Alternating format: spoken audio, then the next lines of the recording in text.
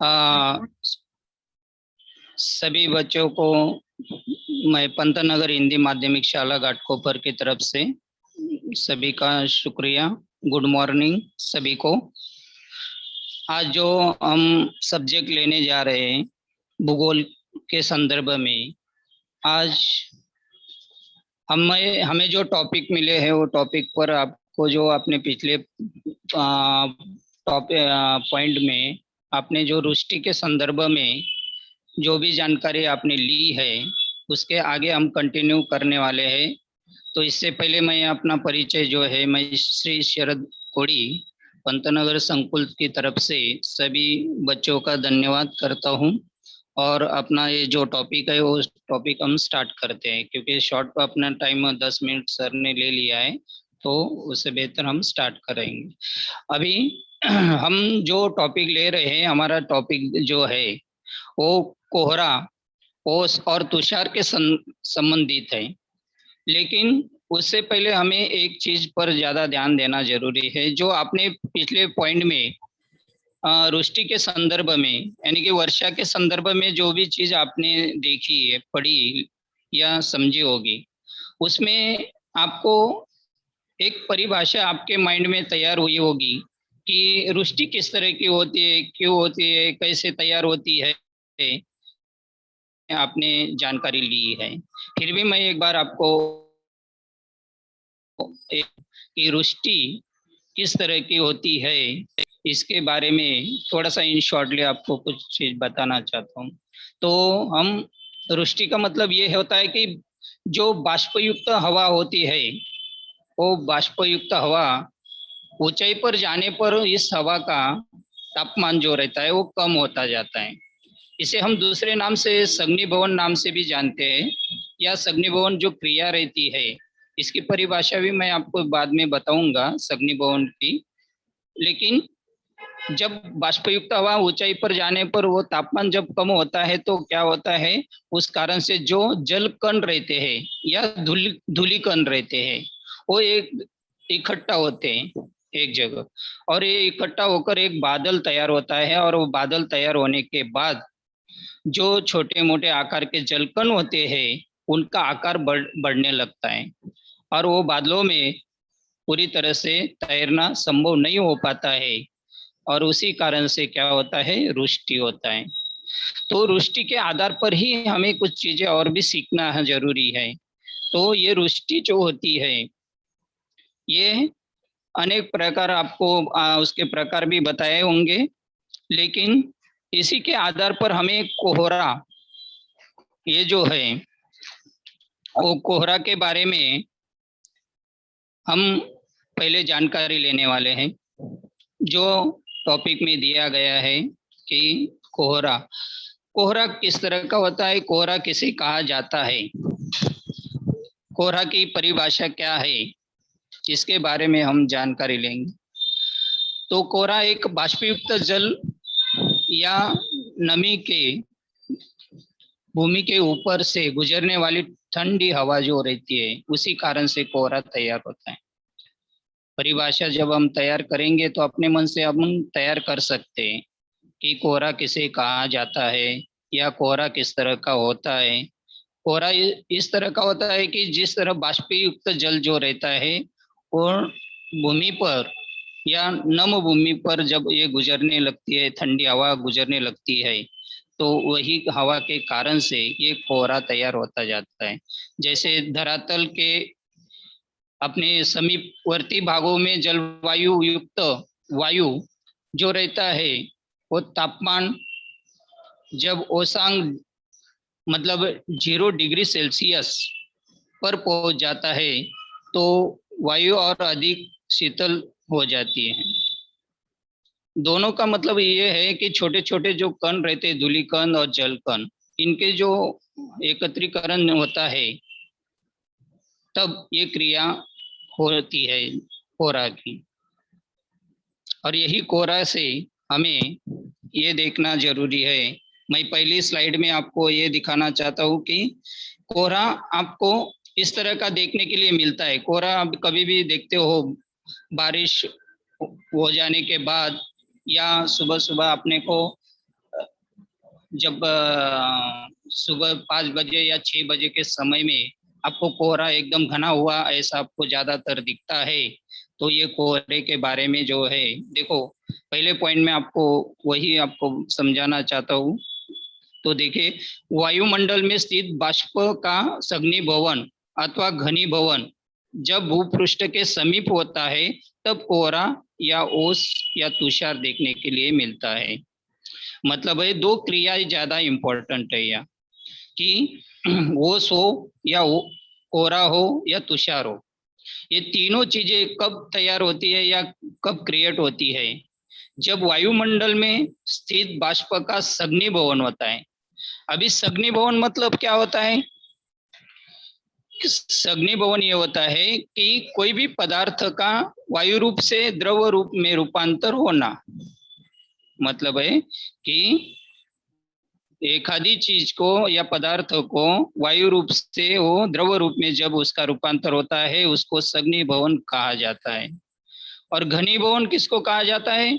कि घनीभवन उसको कहा जाता है जो गाढ़ा होता है, ठोस होता है।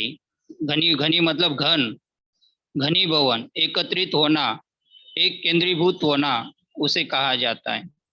तो ये दोनों जो पॉइंट है, ये दोनों जो क्रिया है, ये जब वायुमंडल में स्थित, जब भूपृष्ठ के समीप से गुजरती है या रहती है, तो उस समय ऐसे कोहरा, ओस, तुषार, इस तरह के तुहीन वायुमंडल के स्थित बाष्प में परिवर्तन होकर ये सघनीभवन और घनीभवन की क्रिया आपको देखने के लिए मिलती है। इसी पर भूपृष्ठ के समीप हवा के परतों का तापमान कम होता है। तापमान कम होने पर भूपृष्ठ समीप के हवा में स्थित बाष्प का सघनीभवन होता है। इस क्रिया में बाष्प का सूक्ष्म जल कणों में रूपांतर होकर यह जलकण वायुमंडल में तैरने लगते हैं। इसी तैरते जल कणों की हवा में स्थित घनत्व बनने पर कोहरा तैयार होता है। अभी कोहरा किस तरह का तैयार होता है या कोहरे से क्या संकेत हमें मिलता है? हम देखे जाए तो कोहरा कभी कभी एक अनुकूल परिस्थितियों में हवा के बिना ऊपर उड़ जाते हैं, और जल बाष्प घूम कोहरा क्या संकेत करता है कि यह प्रदूषण का एक रूप है। अभी आप बोलोगे कोहरा क्यों निर्माण होता है, तो कोहरा ये एक जल प्रदूषण हो, वायु प्रदूषण हो, मिट्टी प्रदूषण हो या अन्य कोई प्रदूषण, ये प्रदूषण का एक संकेत रहता है। जितना घना कोहरा उतना ही प्रदूषण ज्यादा रूप में वहाँ उस प्रदेश में या उस परिस्थितियों में, वातावरण में आपको ज्यादातर देखने के लिए मिलता है। तो इसमें ये कोहरा जो है, ये दो प्रकार के होते, एक एडवेंशन फॉग और दूसरा रेडिएशन फॉग। दो इसमें इसको हम देखते हैं।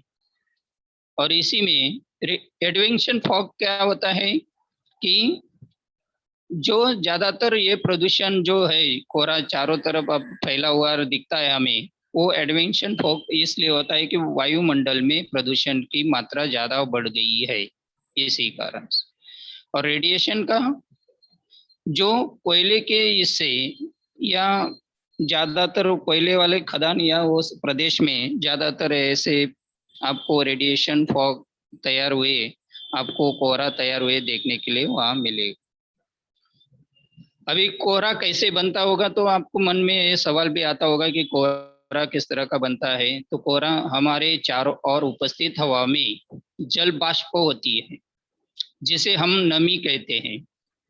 सर्दियों में पृथ्वी के सतह के पास से कि गर्म हवा में मौजूद जल बाष्प ऊपर मौजूद ठंडी हवा के परतों से मिलकर जम जाती है, और इसी क्रिया को सघन कंडेंशन कहा जाता है। मैंने आपको बताया कि सघनीभवन जो रहता है वो किस तरह का होता है कि पृथ्वी के सतह से जो गर्म हवा मौजूद जो रहती है, वो ऊपर जल बाष्प बनकर ठंडी हवा तक जब परतों पर पहुंचती है, वहां वो एक दूसरे से मिल जाती है और एक जगह पर जम जाती है, और इसी क्रिया से सघनीभवन कंडेंशन तैयार होता है। और इसी से ये सग्निभवन कंडेंशन जो रहता है, इससे हम समझ जाते हैं कि भारी ये छोटे मोटे जो कण रहते हैं, धूली कण, ये जम जाते हैं और ज्यादा हेवी होने से वो नीचे गिरने शुरू होते हैं। और ये जो क्रिया है, ये क्रिया सिर्फ कब होती है?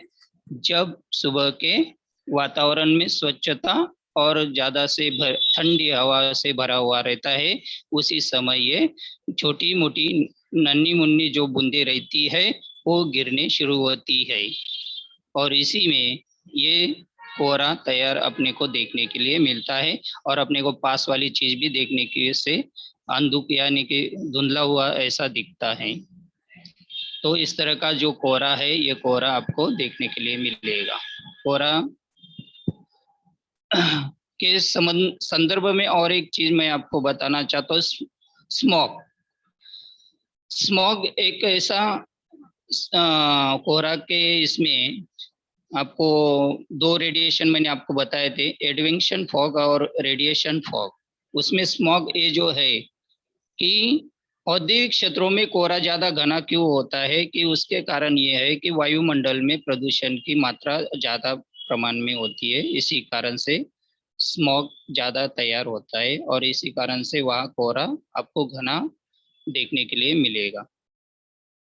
दूसरा पॉइंट है मेरा कि उसमें ओस, उसमें आपको ओस के संदर्भ में जैसे छोटे छोटे आप बूंद देखे होंगे, उसमें आपको ओस के बारे में बताया। ये चित्र में आप देख सकते कि ओस किस तरह का पड़ा रहता है। घास पर भी, पेड़ पत्तों पर आपको ऐसे देखने के लिए मिलता है। जो छोटे छोटे बूंद जल बिंदु जो रहते हैं, वो सुबह के 4-5-6 बजे को आपको ये गिरते हुए नजर आपको देखने महसूस करते हुए आप उसको महसूस कर सकते हैं या आप देख सकते हैं। तो ये चीज यहाँ पर आपको ओस के संदर्भ में मैं जानकारी देना चाहता हूँ कि ओस क्या होता है। भूपृष्ठ के वाष्पयुक्त हवा का संपर्क अति शीत वस्तुओं से आने से हवा स्थित वाष्प का सग्निभवन होता है। मैंने आपको सग्निभवन की परिभाषा जो बताई है कि सग्निभवन ये चीज है कि उसमें एक आधी चीज या पदार्थ वायु रूप से द्रव रूप में रूपांतर होता है, तो उसको सग्निभवन कहा जाता है। और ये सग्निभवन इसी के आधार पर वाष्प जो रहता है, वो जो ठंडी हवा से संपर्क में जब आ जाता है, तो ऐसे वाष्प का रूपांतर या सग्निभवन क्रिया से उसका क्या होता है, ऐसे ओस वाले जो बिंदु है वो बिंदु तैयार होकर अपने जल पत्तों पर या घासों पर आपको देखने के लिए मिलता है। वाष्प का सूक्ष्म जल बिंदु में रूपांतर होना, ऐसे जल बिंदु ठंडे वस्तुओं के पृष्ठभाग पर चिपकते हैं। देखो, ऐसे जल बिंदु आपको पृष्ठभाग पर चिपकते हुए आपको क्यों दिखते हैं? जैसे अब पत्तों पर आप देखने के लिए मिलता है कि ये जल बिंदु गिरे हुए हैं, तो हमें ये देखने का नजराना उसी समय क्यों देखने के लिए मिलता है जब हम सुबह उठते हैं, तो बाकी जगह पर हम जाते फिरते घूमते हैं ठंडी के मौसम में, तो ऐसे जल बिंदु आपको देखने के लिए क्यों मिलता है? क्योंकि सुबह का जो वातावरण रहता है वो पूरी तरह से स्वच्छ और ये रहता है। और खास करके जो हवा रहती है, ठंडी हवा रहती है, वो ठंडी हवा के कारण से आपको ये बाष्प का जो परिवर्तन है, वो परिवर्तन आपको ये बूंदों के इसमें आपको देखने के लिए मिलता है। इसी ओस बिंदु कहते हैं, इसी को हम क्या कहेंगे? ओस बिंदु। तो ओस बिंदु क्या होता है इसके बारे में जैसे कि हम जानते ही है कि वायुमंडल में जब जल बाष्प मौजूद होता है और पृथ्वी या धरातल रात्रि में विकिरण द्वारा ऊष्मा त्याग कर शीतलीकरण प्रक्रिया संपन्न करती है। मतलब है ऊष्मा जो गर्म है, हवा है, वो त्याग कर जो ठंडी हवा का प्रक्रिया में संपन्न होता है। मतलब ये जो क्रिया है, मैंने आपको सग्निभवन की क्रिया जो बताई, वही क्रिया का यहाँ पर उपयोग हुआ है और उसी को ओस कहा जाता है या ओस तैयार होती है। तो यहाँ पर तब शीतलीकृत तलों पर संचित जल बाष्प के धरातल पर संघनित बाष्प का द्रव बनना यानी उत्पन्न होना। स्वच्छ और शांत रातों में जब रात्रि बादलों में युक्त होता है तब बादलों वाली रात को ओस नहीं पड़ती है। देखो दूसरा और एक कारण है, ये ओस जो है वो कब पड़ती है, जब ऐसे गर्म हवा और शीतलीकरण जो क्रिया है, मतलब ठंड क्रिया हवा एक दूसरे से उष्म हवा और शीतल हवा, ये दोनों का क्रिया का संबंध जब आता है और ये छोटे मोटे जो घने कण तैयार होते हैं, धूली कण और जल कण, ये दोनों का मिलाप जब होता है और ठोस रूप में तैयार होकर वो जब नीचे गिरता है, तब ऐसे संचित जल बाष्प का धरातल पर क्या होता है, संघनित होते हैं, मतलब है कि उत्पन्न होते हैं, और तभी ये ओस आपको देखने के लिए मिलती है। दूसरा कारण ये ओस कब नहीं होती है, इसके बारे में, स्वच्छ और शांत रातों में जब रात्रि बादलों में युक्त होती है तो बादलों वाली रात को ओस नहीं पड़ती है। मतलब है जब रात्र में बादल में आपको आकाश में बादल नहीं दिख रहे होंगे, रातों में बादल होगा, तो उस समय ऐसी ओस ज्यादातर आपको पड़ते हुए नजर नहीं आएगी। ये वह ओस के संदर्भ में आपको जानकारी दी। तीसरा है तुषार। तुषार और कोहरे में कुछ ज्यादा अंतर नहीं है। ये जो तुषार और कोहरा है, कोहरे और तुषार में दोनों में के ज्यादा अंतर नहीं बताया गया है।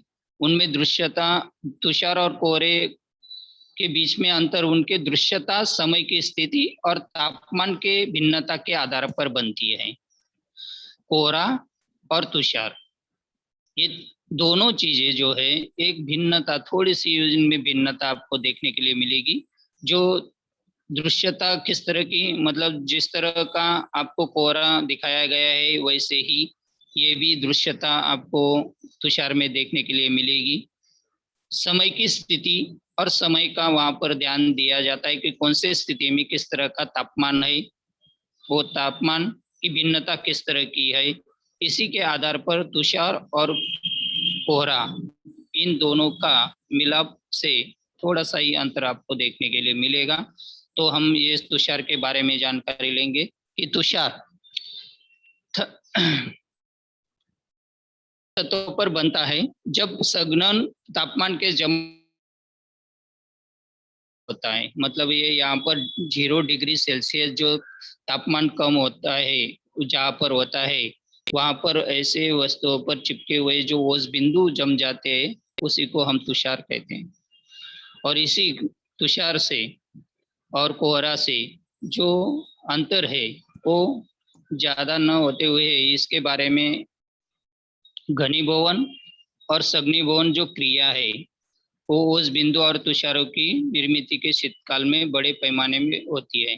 शीतकाल मतलब ठंडे के दिन में ये जो क्रिया, तुषार क्रिया है, ये सबसे ज्यादा प्रमाण में आपको देखने के लिए मिलेगी।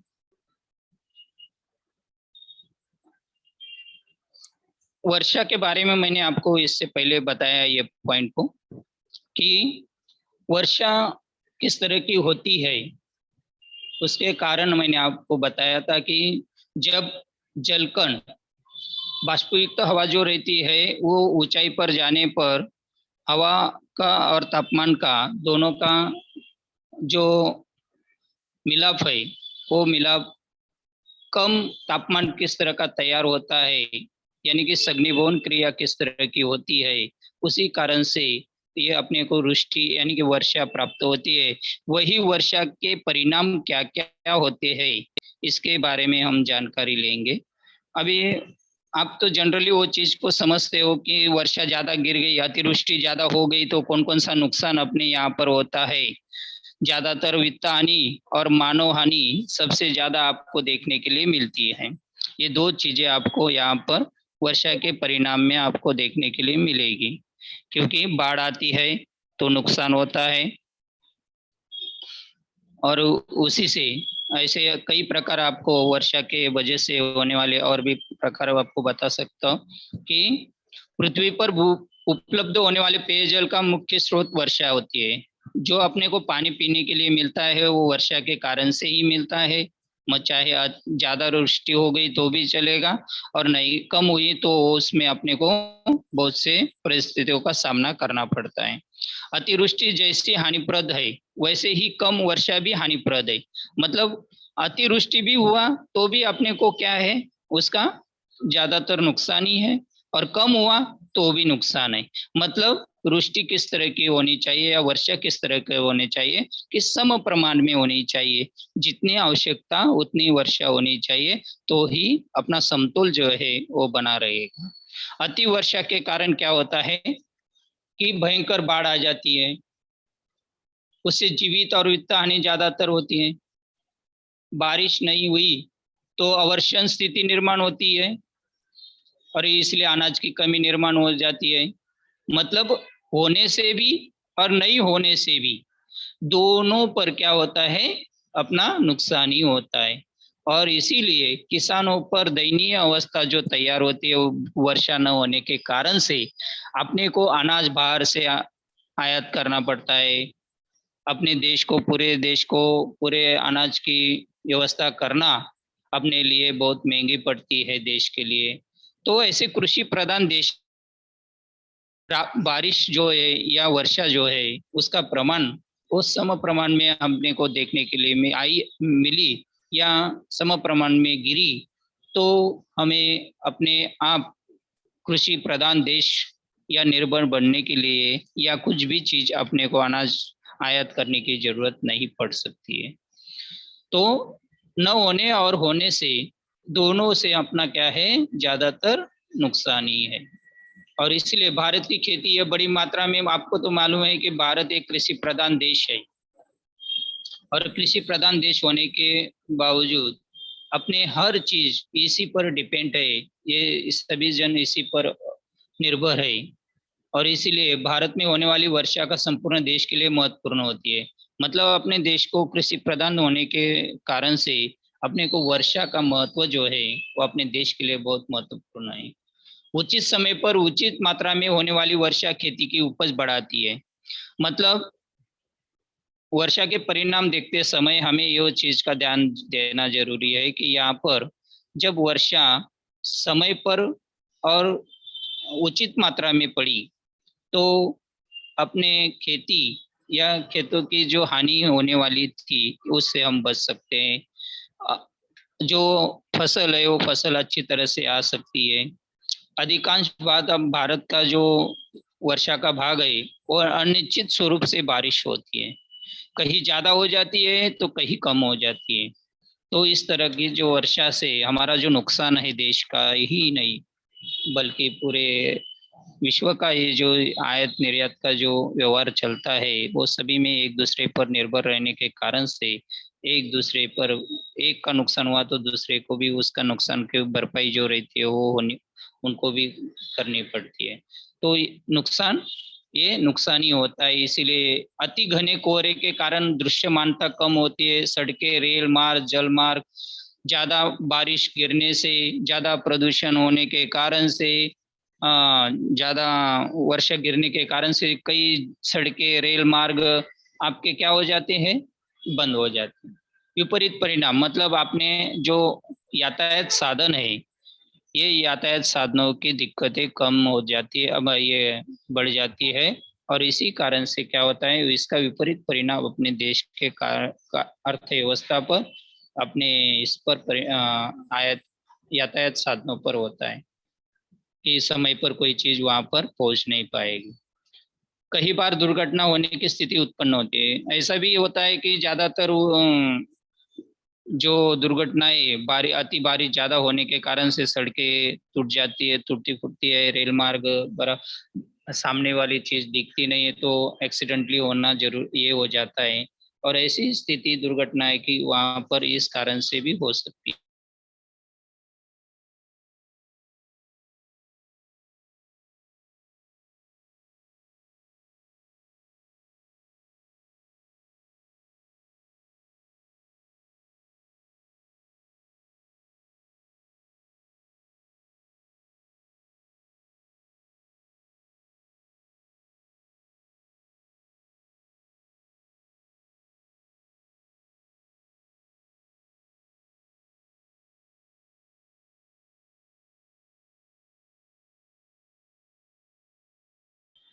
ऐसी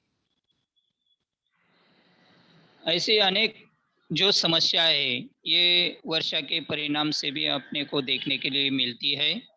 और अति घने जो कोहरे रहते हैं, इनसे भी अपने को परिणाम जो रहते हैं वो देखने के लिए मिलता है।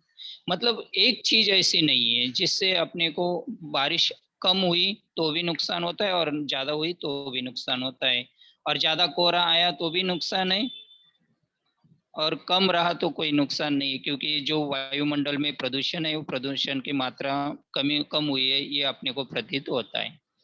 तुषार का हानिकार तुषार के बारे में भी बताया जाए तो फसलों के लिए तुषार हानिकारक होते हैं, क्योंकि उसी प्रकार तुषार के कारण सड़कों पर दुर्घटनाएं घटित होने की संभावनाएं ज्यादा होती है। ओस और कोहरे से बीमारियां फैलकर खेती की कुछ फसलों का क्षति पहुंचाती है, तो कुछ फसलों के लिए तुषार उपयुक्त सिद्ध होते हैं। तो इसमें ओस और कोहरे ये जो आते हैं या निर्माण होते क्रिएट होते हैं, और ये ज्यादा प्रमाण में रहे तो कई बीमारियों को साथ में लेकर आते हैं। जैसे खेती के फसलों पर भी बीमारी आती है, कई कई करप जाते हैं, अच्छे से जो फसल रहते हैं जैसे ज्वारिया बाजरा, ये जो रहते हैं ये करप जाते हैं।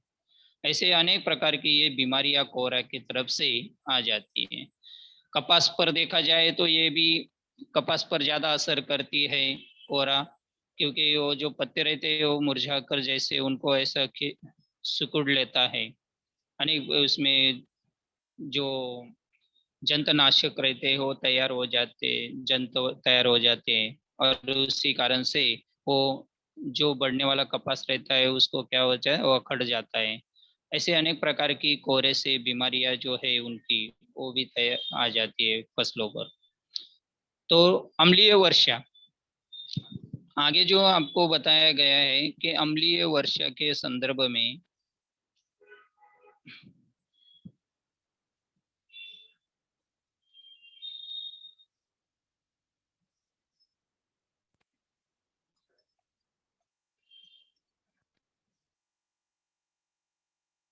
अम्लीय वर्षा से हमें क्या क्या नुकसान होता है उसके बारे में हम जानकारी लेंगे। औद्योगिक क्षेत्र के प्रदूषण से हवा में विभिन्न गैस मिलती है, और इन गैसों की हवा में स्थित बाष्प के साथ रासायनिक क्रिया होकर भिन्न भिन्न अम्ल तैयार होते हैं, जैसे नाइट्रिक अम्ल, सल्फ्यूरिक अम्ल आदि। मतलब अनेक प्रकार के जो नाइट्रिक एसिड जिसे कहा जाता है, सल्फ्यूरिक एसिड जिसे कहा जाता है, ये जब अम्लीय वर्षा में तैयार होकर नीचे गिरते हैं धरती पर, तो उस समय इससे अनेक प्रकार के जो नुकसान है या परिणाम है वो अपने को देखने के लिए मिलती है। वर्षा के पानी में घुले हुए अम्ल वर्षा के साथ नीचे गिरते हैं, और इसी अम्ल युक्त वर्षा को अम्ल वर्षा कहा भी जाता है। इसको सरल परिभाषा इसकी तैयार हो सकती है कि जो वर्षा के पानी में घुल मिल जाते हैं या ऐसे अम्ल, तो वो जो गिरती है तो उसे अम्ल वर्षा कहा जाता है। कभी कभार होने वाली ऐसी वर्षा सभी सजीव और निर्जीव के लिए हानिकारक होती है, और कभी कभी गिरने वाली जो रहती है वो अपने सजीव और निर्जीव दोनों के लिए क्या होता है, हानिकारक होता है। और इसी तरह अम्ल वर्षा से और भी चीज हम जानकारी ले सकते हैं कि नाइट्रिक और सल्फ्यूरिक एसिड जो है एक साथ वर्षा को कहीं भी रूप में अम्लीय वर्षा आपको गिरते हुए नजर आई, तो हमें कोई चीजों का सावधानता जो रहे वो हमें बरतनी चाहिए। जीवाश्म ईंधन के जलने से अम्लीय वर्षा ज्यादातर होती है। जीवाश्म ईंधन जैसे आपको कोयले की खदान, कोयले जलाए जाते हैं, ऐसे जगह पर अम्लीय वर्षा ज्यादातर आपको देखने के लिए मिलती है।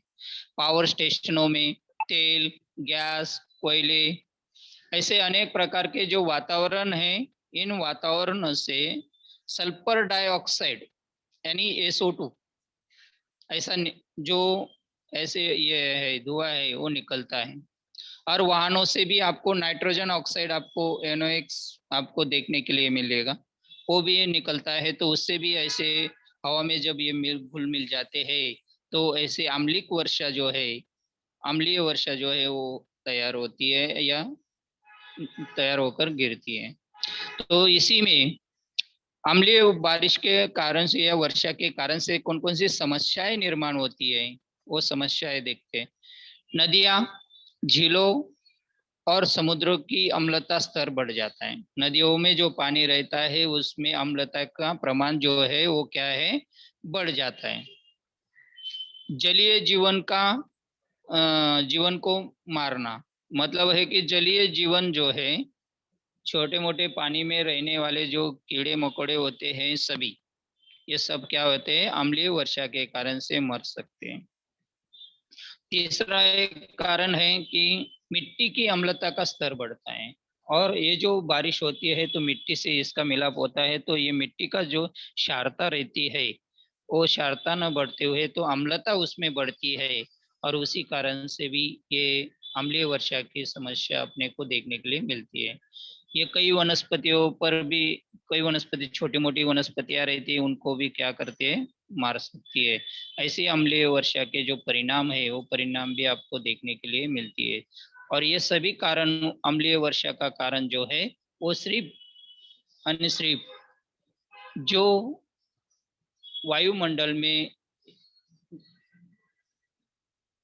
जो प्रदूषण है, वो प्रदूषण जो जाता है वो किस किस कारण से जाता है, वो आपको बताया गया है कि पावर स्टेशनों से तेल गैस कोयले की खदान की तरफ से जो जलाए जाते, ऐसे जगह से ये प्रदूषण तैयार होता है हवा मंडल में, और इसी कारण से ऐसी अम्लीय वर्षा का तैयार होकर वो गिरती है, निर्माण होती है। और इसी से ऐसे कई समस्या का हमें उसकी वजह से सामना करना पड़ता है। तो ऐसी ओस, अम्लीय वर्षा, वर्षा के परिणाम, कोहरा, ओस और तुषार के बारे में जानकारी दी गई है। और किसी को कुछ पूछने का होगा तो सर प्लीज।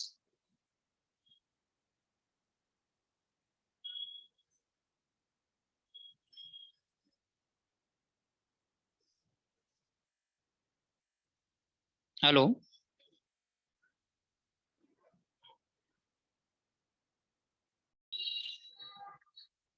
राज, बोलो। सर अम्लीय वर्षा के बारे में बताइए। अम्लीय वर्षा के बारे में मैंने अभी जस्ट, अम्लीय वर्षा किस तरह की होती है कि नाइट्रेट होती है, वो बादलों में जो छोटे मोटे जो कण रहते हैं या वायुमंडल में ये थम जाते हैं, तो उस समय ऐसे प्रकार की अम्लीय वर्षा होती है जिसके कारण से जो जीवाश्म ईंधन जलाए जाते हैं, हाँ, और पावर स्टेशनों से जो गैस या ऐसे चीजें तेल या कोयले तैयार जलाए जाते हैं, इनका जो प्रदूषण होता है वो प्रदूषण हवा में घुल मिल जाता है, तो उस समय ऐसी अम्लीय वर्षा होना तय होता है। और इसी में दो प्रकार के एसिड होते हैं, जो नाइट्रिक एसिड और सल्फ्यूरिक एसिड, इनकी वजह से ये अम्लीय वर्षा होती है। बोलिए जी सर। मोहम्मद शिरीष, मोहम्मद।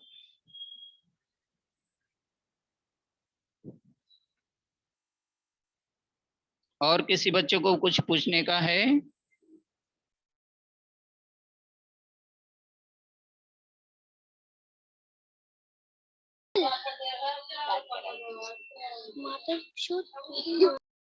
और किसी, और कि हाँ बोलिए, पूछिए।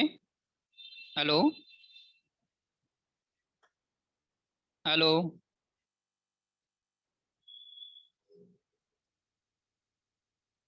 और किसी बच्चे को सवाल पूछना है?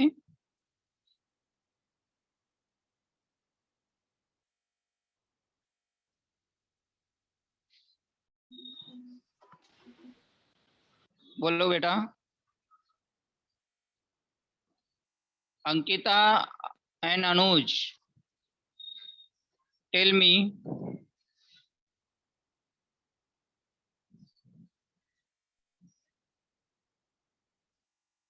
हेलो, उनका माइक ऑन है ना सर?